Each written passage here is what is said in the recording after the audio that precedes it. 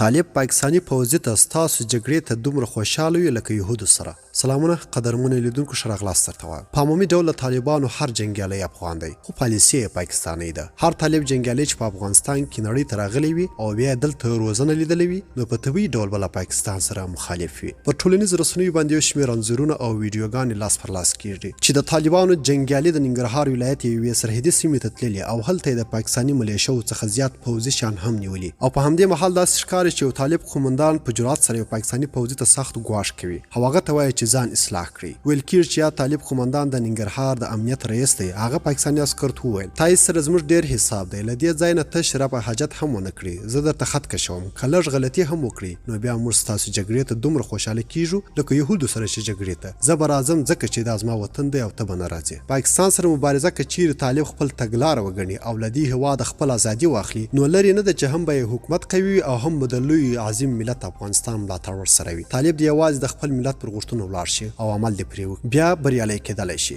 د پاکستان په اړه باور څه دی؟ داسې باور موجود دی چې کېدای شي د پاکستاني عسکر ته ګواښونکی طالب د پاکستان په فرمایش ډېر ژر له دندې لرې سي، ځکه پاکستان اوس پر افغانستان حاکمیت چلوي او خپل هیڅ مخالف نه پرېږدي. که چیرې طالب دا هم وکړي نو د ناکامۍ لاملونه یې نور هم زیاتېږي. یوازې د پاکستان په وړاندې ننګه طالب د ملت غېږ ته راټېل وهلی شي، خو که دا چاره نه وي نو بیا شونې نه ده چې طالب پر اوسنیو اعمالو ملت حزم وکړي. ملت اوس نور ټولو خدماتو سره له طالب غواړي سرحدونه وساتي، له پاکستان سره جدیت غوره کړي او اقتصاد ښه کړي. خو دا ډېر لرې خبره ده چې د ملت غوښتنې به منل کېږي. ډېره مننه چې ویډیو مو راسره تر پایه وکتل. تر بیا او بلې ویډیو د الله په امان.